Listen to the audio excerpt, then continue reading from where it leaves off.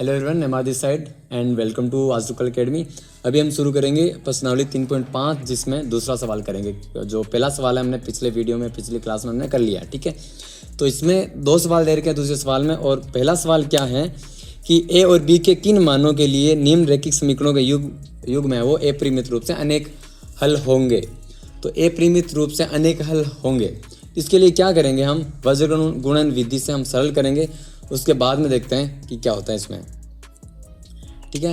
इसको ध्यान से समझना, बहुत ही इजी सा सवाल है। इसमें वज्र गुणन विधि से हम क्या करेंगे, पहले यहाँ पे लिखते हैं x और इसके बट्टा में x वाला पद छोड़ते हैं और इसके आगे y के गुणांक और अचर पद है वो लिखते हैं हम। तो 3 यहाँ पे 3 और ये a प्लस बी यहाँ पे अचर क्या है 7, 3a प्लस b और माइनस का 2 बराबर y के बट्टा में लिखते हैं हम, y वाला पद छोड़ते हैं और आगे से शुरू करते हैं 7, 3a प्लस b माइनस 2 और फिर ये x वाला गुणांक लिखते हैं 2 और a माइनस b, ठीक है। इस प्रकार से लिखते हैं और बराबर आगे लिखते हैं 1 बट्टा में हम क्या करते हैं, यानी अचर का छोड़ते हैं, उसके अलावा ये चीज़ें लिखते हैं। लेकिन अब यहाँ पे ध्यान देना है आपको कि सवाल में बोल रखा है कि इनके अपरिमित रूप से अनेक हल हैं, और जब अनेक हल होते हैं तो आपको पता है कि अनेक हल होता है तो क्या होता है कि इसके जो बराबर ये जो इसके अनुपात हैं, इनके अनुपात है वो सेम होते हैं। आपने पढ़ा होगा पहले a1 बटा a2 बराबर b1 बटा b2 बराबर c1 बटा c2, ठीक है। उससे भी हम कर सकते हैं। बाकी ये याद रख लेना कि अगर अपरिमित रूप से अनेक हल हैं तो इसके बट्टा में यहाँ पे हम 0 करना है, ये नहीं लिखना है, ठीक है। ये गुणांक हमें नहीं लिखना है। क्यों नहीं लिखना है? क्योंकि ये अनुपात बराबर है, ये अनुपात बराबर है, तो इसको इसके इन आपस में ऐसे तिरछा गुणा करेंगे और फिर घटाएंगे तो 0 ही आएगा ना। या आप पीछे वाले सवालों में देखना हमने कैसे करा है। तो अब हम क्या करेंगे, इसको सरल करते हैं। पहले थोड़ा सा वज्र गुणा करके x बट्टा 3 को इससे पूरे से गुणा करते हैं, माइनस इसको इससे गुणा करते हैं, ठीक है। 3 को गुणा करा इस पूरे पद से, तो 3 3 9a प्लस 3 को b से गुणा करा 3b माइनस 3 को 2 से गुणा करा 6, ठीक है। थोड़ा सा मैं इधर लिखता हूँ ताकि पूरा आ जाए। फिर 3 3 9a प्लस 3b माइनस 3 दूनी 6। अब क्या करते हैं, माइनस लगाते हैं और फिर इसको इससे गुणा करते हैं। 7 को a प्लस b से गुणा करा तो 7 को a से गुणा करा 7a प्लस 7 को b से गुणा करा 7b, ठीक है। इसको हम आगे सरल कर लेंगे। अभी ऐसे इसमें करते हैं y के बट्टा में 7 को a माइनस b से गुणा करा, पहले इसको इससे गुणा करते हैं ना, तो 7a माइनस 7b। अब आगे माइनस लगाते हैं और इसको इससे गुणा करते हैं, तो 2 को 3 से गुणा करा, 3 दूने 6a।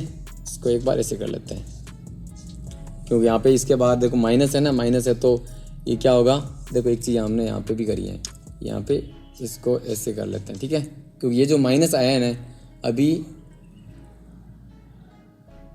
ये जो अभी माइनस आया ना यहाँ पे, कौन सा, ये जब इसको इससे गुणा करके फिर बाद में माइनस लगाते हैं ना, फिर ये वाला पद गुणा करते हैं। तो पहले हमने कोष्टक लगाए। क्यों लगाए? क्योंकि ये जो माइनस है ना, इस पूरे को माइनस कर देगा, अभी आपको पता है।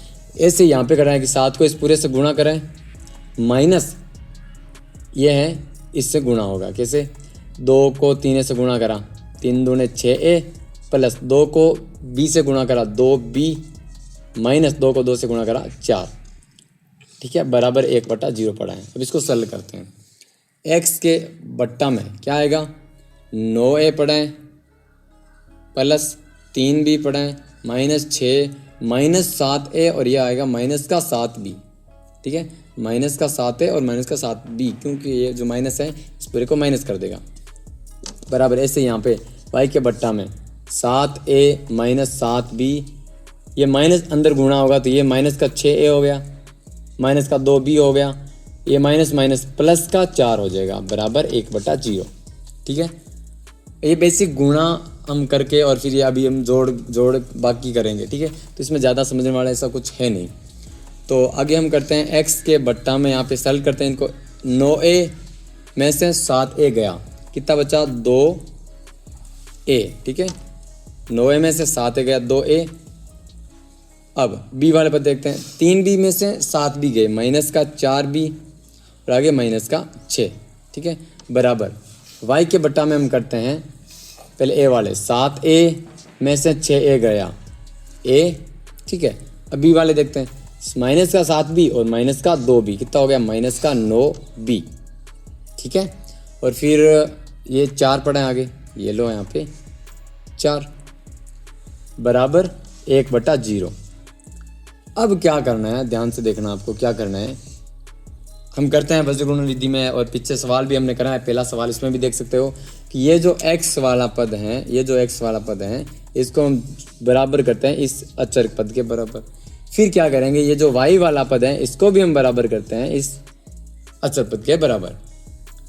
तो पहले इसको कर लेते हैं, यानी x बट्टा 2a माइनस, यहाँ से लिख रहा हूँ, ठीक है, 2a minus 4b minus 6 minus है ना, हाँ, बराबर 1/0। अब वज्र गुणा करेंगे इसको, वज्र गुणा कर दो या कुछ भी बोल दो इसको, x 0 से गुणा हुआ तो 0 हो गया, बराबर ये 1 से गुणा हुआ तो सेम टू सेम चीज़ आ गई ना, 2a माइनस 4b माइनस 6। तो क्या करेंगे, ऐसे कर लेते हैं इसको, 2a माइनस 4b और 6 को इधर भेज दिया तो ये प्लस का 6 हो गया। तो ये एक समीकरण बन गई हमारी, ठीक है, a और b की फॉर्म में।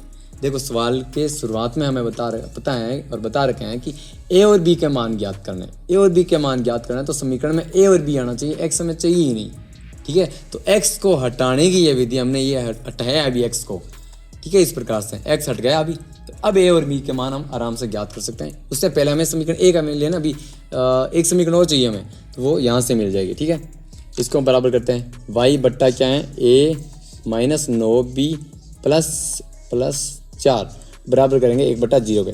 सेम टू सेम चीज़ यहाँ पे होगी, y 0 से गुणा होगा 0 बराबर ये 1 से गुणा हुआ तो सेम टू सेम चीज़ a माइनस 9b प्लस 4, ठीक है।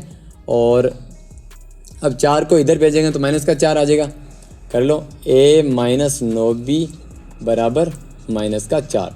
ये दो समीकरण आ गई और दोनों समीकरण a और b की फॉर्म में है, ठीक है। अब हम इसके मान है ज्ञात कर सकते हैं, कैसे करेंगे, पहले आप इसको नोट कर लो इधर से, और मैं ये मिटा देता हूँ।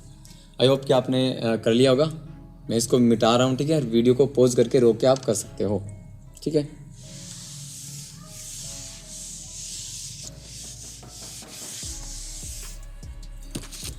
अभी ये जो दो समीकरण हैं, ये मैं इनको वापस से लिख लेता हूँ या पढ़ी हैं।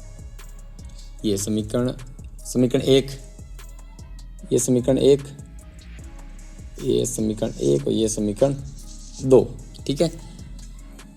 अब क्या करते हैं, समीकरण 1 को देखो थोड़ा और छोटा कर लेते हैं, आपको दिख रहा होगा इस पूरे में 2 का भाग जा रहा है, समीकरण 1 में 2 का भाग दे देते हैं, ठीक है। समीकरण 1 में 2 का भाग देने पर, भाग दो, 2 का भाग दिया तो 3 बराबर a माइनस 2b, ये चीज़ आपको आ रही है, ठीक है। 2 का भाग दिया, 6 में 2 का भाग दिया 3, 2a में 2 का भाग दिया a, माइनस 4 में 2 का भाग दिया 2, तो ओनली 2b। यहाँ पे ये एक समीकरण आ गई नई, मतलब इसी से हमने ये बनाई है समीकरण, तो इसको दे दो, चाहे 3 नंबर दे दो। और ये इसको तो आगे कोई सरल हो नहीं रहा, ये पड़ी है। अब क्या करेंगे, एक ये समीकरण है, एक ये समीकरण है, इसको छोड़ दो, इसी से हमने ये बनाई है, ठीक है। तो ये और ये तो सेम ही है, तो एक ये समीकरण है, एक ये समीकरण, समीकरण 2, समीकरण नंबर 3। इससे हम क्या करेंगे, ए और बी का मान ज्ञात करेंगे। कैसे करेंगे, विलोपन विधि से करूँगा मैं, ठीक है। क्योंकि ये देखो यहाँ पे ए और यहाँ पे भी ए, दोनों ए सेम है, मतलब समीकरण 3 में से 2 घटाऊंगा मैं, समीकरण 3 में से 2 घटाऊंगा तो ए वाला पद है वो पूरा कट जाएगा, तो बी का मान आ जाएगा। किसे लिखता हूँ यहाँ पे, समीकरण 3 माइनस समीकरण 2, समीकरण 3 में से 2 घटा रहा हूँ, समीकरण 3 को ऊपर लिखते हैं, 3 बराबर a माइनस 2b, और समीकरण 2 को नीचे लिखते हैं, माइनस का 4 बराबर a माइनस 9b। तो जब घटाता हूँ तो चिन्ह चेंज होते हैं, आपको पता है, यहाँ पे माइनस का प्लस हो गया, यहाँ पे प्लस का माइनस हो गया, यहाँ पे माइनस का प्लस हो गया, तो 3 और 4 जुड़ जाएंगे, क्योंकि यहाँ पे 4 प्लस का बन गया, तो 7 बराबर a में से a कट गया, ठीक है, a माइनस a 0 हो गया। अब 9b में से 2b गया, तो ये बचा यहाँ पे 7b, समझ आ रहा है, 9b में से 2b गया तो 7b। तो अब यहाँ पे b बराबर कितना आ गया, 7 इधर भेज देंगे, 7 के भाग में आ गया, तो 7 में 7 का भाग लगा 1, तो b बराबर आ गया 1, आ गया b का मान। अब ये जो b का मान है, हम समीकरण 1 में, 2 में, 3 में, 1 और 2 तो देखो सेम ही है, सॉरी 1 और 3 तो सेम ही है, इसमें किसी में रखो चाहे हमें मान मिल जाएगा a का। आपको पता है हम प्रतिस्थापन विधि लगा रहे हैं, यहाँ पे विलोपन विधि से कराएं, अभी हम प्रतिस्थापन विधि से कर लेते हैं। आपको ये सारी चीज़ें आ रही है, अगर नहीं आ रही तो पीछे वाले वीडियोज़ में ये सारी अच्छे से समझा रखी हैं, तो यहीं पे करवा दूँ मैं, ठीक है। देखो अगर आप नोट करो तो पहले ये, इसके बाद में ये और इसके बाद में ये अभी नोट करना है। तो b बराबर 1 समीकरण छोटी जो समीकरण छोटी दिख रही है समीकरण, उसमें रखते हैं। समीकरण 3 में रखूँगा मैं, समीकरण 3 में रखने पर रख दो। 3 की जगह 3, बराबर की जगह बराबर, a की जगह a, माइनस की जगह माइनस, 2 की जगह 2 और b की जगह हमने रख दिया 1, ठीक है। 3 पड़ा है बराबर a माइनस 2 को 1 से गुणा करा 2, तो a बराबर क्या आ गया 3, और ये माइनस का 2 है इधर भेजा तो प्लस का 2, तो a बराबर क्या आ गया 5, क्या आ गया 3 और 2 5। तो ये ऐसे हमने a और b के मान निकाले हैं, ठीक है। एक बार वापस बता देता हूँ क्या करा हमने कि 2 समीकरण हैं जिसमें x, y, a और b इतनी सारी चीज़ें दे रखी हैं। हमें क्या करना है, a और b के मान निकालना है। a और b के मान निकालना है तो इसका मतलब हमें x और y चाहिए ही नहीं, x और y को हटाओ पहले। x और y को कैसे हटाएंगे, वज्रगुण विधि से करेंगे और लास्ट में हम क्या करेंगे 1/0 कर देंगे, वो अचर वाला होता है ना, उसमें 1/0 कर देंगे। फिर एक एक को उसके बराबर करेंगे, x वाले को उसके बराबर, y वाले को उसके बराबर, तो क्या होगा कि x और y हट जाएगा, ओनली a और b की फॉर्म में ये 2 समीकरण बन जाएंगी। और इन समीकरणों को सरल करना तुम्हें आता है, किसी भी विधि से कर लेना चाहिए, ग्राफीय विधि से नहीं करना क्योंकि वो थोड़ी बड़ी है, उसमें ग्राफ वगैरह बनाना कब बनाओगे तुम। तो विलोपन से, प्रतिस्थापन से, या इसको भी वापिस वज्रगुणन से कर लो चाहिए, ऐसे करके तुम a और b के मान निकालोगे, ठीक है। इसके बाद में हम करते हैं दूसरे का पहला हमने कर लिया है, इसको मिटा रहा हूँ मैं, ठीक है। आप नोट कर सकते हो वीडियो को रोक के। अब करते हैं हम दूसरे का दूसरा, और ये बहुत ही, जो पहला कराना है उससे बहुत ज़्यादा इजी सवाल है, इतना इजी है, देखना अभी तुम क्या करना है। के किस मान के लिए निम्नलिखित समीकरणों के युग्म का कोई हल नहीं है, ठीक है। अभी करते हैं, समीकरण लिख लेते हैं पहले। 3x + y बराबर 1, और यहाँ पे दे रखा है 2k - 1 x plus k - 1 y बराबर 2k + 1। इस प्रकार से हमें 2 समीकरण दे रखी है, ठीक है। अब हमें सवाल को पढ़ो ध्यान से, क्या दे रखा है कि k का मान ज्ञात करना, ठीक है। k के किस मान के लिए निम्नलिखित समीकरणों के युग्म का कोई हल नहीं है। पीछे वाले में क्या दे रखा था, अपरिमित रूप से अनेक हल है, इसमें क्या दे रखा है, कोई हल नहीं है। कोई हल नहीं है इसका मतलब क्या, कोई हल किसी में नहीं होता, समांतर जो रेखाएं होती हैं उसमें नहीं होता, समांतर जो रेखाएं होती है उसमें कोई हल नहीं होता, क्योंकि वो एक दूसरे को प्रतिच्छेद नहीं करती। इसी में हमें वही चीज़ करनी है, समांतर का जो प्रतिबंध होता है वो लगाना है। समांतर कब होता है, a1/a2 बराबर होता है b1/b2 के। क्या होता है, क्योंकि हम लिखेंगे क्योंकि रैखिक समीकरण युग्म का कोई हल नहीं है, कोई हल नहीं है, अतः रेखाएं समांतर होगी,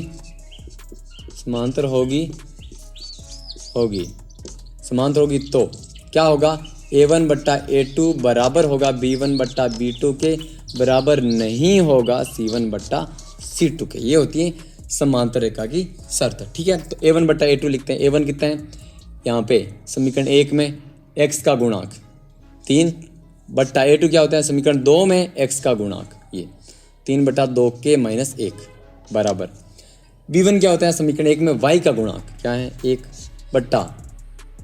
समीकरण 2 में y का गुणांक b2 होता है, तो ये है k - 1 बराबर नहीं है 1/2k + 1। ये जो अचर है ना c1 c2, ये तो अब ये बराबर नहीं है, तो इससे हमें कोई मतलब ही नहीं है। ये जो चीज़ है ना, इससे कोई मतलब ही नहीं है, क्योंकि जब हमें पता है हमें k का मान निकालना है तो समीकरण बनेगी, स्पष्ट सी बात है।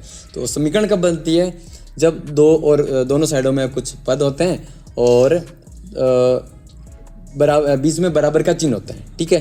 अब यहाँ पे बराबर का चिन्ह है, ये तो है नहीं, बराबर तो है नहीं, तो ये नहीं लेंगे और हम क्या करेंगे, इससे हम क्या करेंगे, के का मान निकालेंगे। इसको देखते ही आपको पता चल रहा होगा क्या करना है, क्या करना है, इनको आपस में गुणा कर देना। 3 है वो k माइनस 1 के साथ गुणा हो जाएगा और 2 k माइनस 1 है वो x के साथ गुणा होंगे, यानी वज्र गुणा होगा यहाँ पे।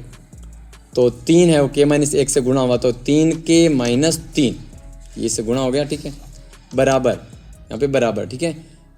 सॉरी 1 है वो इसके साथ गुणा होगा तो ये सेम टू सेम चीज़ आ जाएगी, क्योंकि 1 को किसी से गुणा कर लो चाहे कोई फ़र्क नहीं पड़ता, ठीक है, वो संख्या सेम ही आ जाती है। तो ये सेम टू सेम हमने लिख दिया। अब ये समीकरण बन गई और आपको ओनली k दिख रहा है, k का मान निकालना है। तो आपको पता है, पहले k वालों को एक साइड कर लो, 3k माइनस 2k, ये जो 2k प्लस का इधर इधर आया तो माइनस का 2k, ठीक है, बराबर बिना k वाले को इधर भेजते हैं। ये माइनस का 1 पड़ा है, इस माइनस के 3 को भी उधर भेजेंगे तो ये आ गया प्लस का सॉरी 3 प्लस का 3 आ गया, ठीक है। अब 3k में से 2k घटाया तो 1k बचा, इस चीज़ को हम k लिखेंगे, बराबर 3 में से 1 घटाया तो आया 2, क्या आया 2, ये तो निकालना है हमें, k का मान आ गया 2, एकदम इजी सा सवाल, ठीक है। तो इसमें क्या करना है, समांतर है तो ये शर्त लिखनी है, a1/2 बराबर b1/b2 बराबर नहीं है c1/c2 के, और फिर इस प्रकार से लिख लेना, ये a1/b2 बराबर b1/b2 कर लेना, वज्र गुणा कर लेना और ये सल करोगे तो k का मान आपको मिल जाएगा। सो करते रहना, मिलाते रहना सवाल, और ठीक है।